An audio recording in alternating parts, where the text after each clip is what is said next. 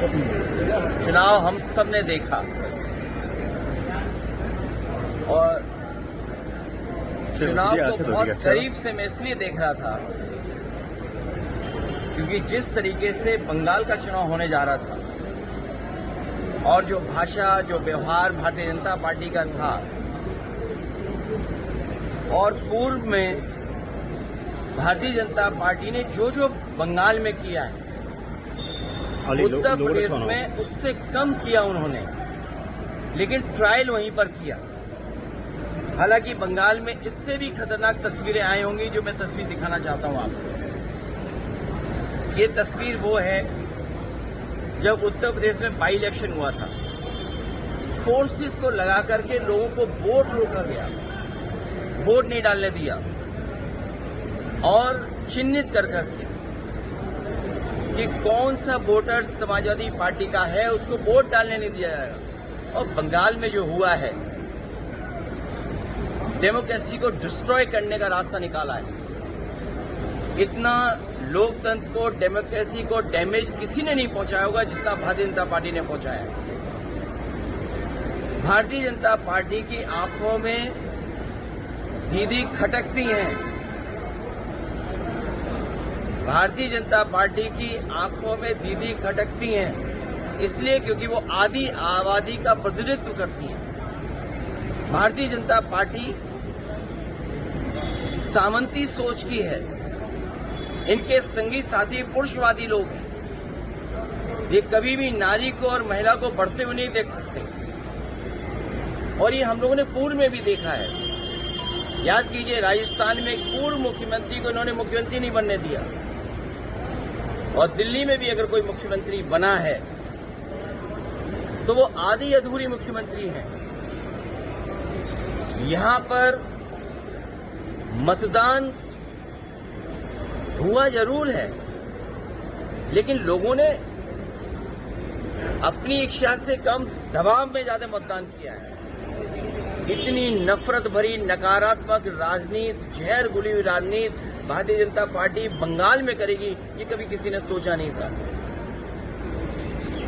जितने भी इनके स्टेटमेंट्स हैं, जितने भी इनकी लीडरशिप है, आप देख लीजिए क्या। और ये तो एक तस्वीर दिखाई थी मैंने आपको।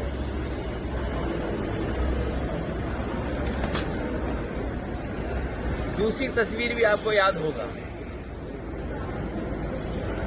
दूसरी तस्वीर क्या। ये मल्टी लेयर इलेक्शन माफिया की तरह काम हुआ है, जिसमें जितनी भी संस्थाएं थी जिनका काम यह है कि निष्पक्ष चुनाव हो, उन तमाम संस्थाओं ने अपना क्रेडिबिलिटी खो दी।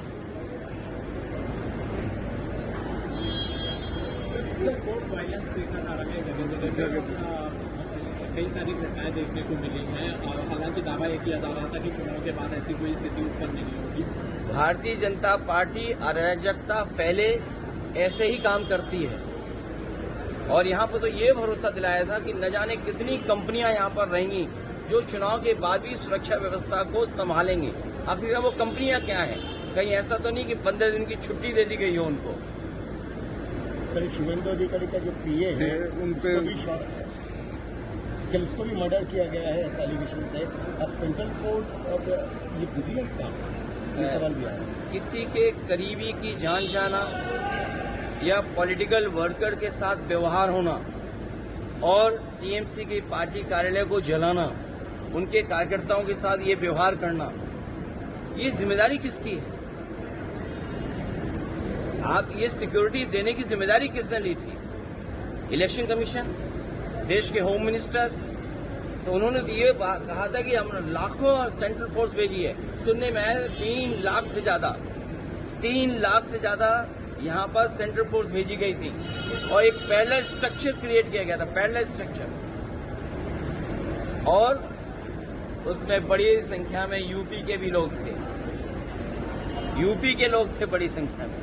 और हमारी तो जानकारी में ये भी है कि बंगाल का चुनाव जो सेंट्रल फोर्स आई थी वो यूपी की आई थी, बिहार की आई थी, जो बॉर्डर थे वहां से खाली कर करके यहां लेके आए थे। जब यूपी में चुनाव होगा तो बंगाल की फोर्स, आसाम की फोर्स, नागालैंड की फोर्स, अरुणाचल की फोर्स जाएगी। बंगाल में सोशल वायलेंस देखा जा रहा है। बिहार में आज मंत्रिमंडल विस्तार हो रहा है, तमाम बड़े नेता मंत्री वहां पे शामिल हुए, लेकिन घटना को लेकर के सवाल लगातार कौन जिम्मेदार इसके लिए? नकारात्मक राजनीति कौन करता है? हत्या करके राजनीति कौन करता है?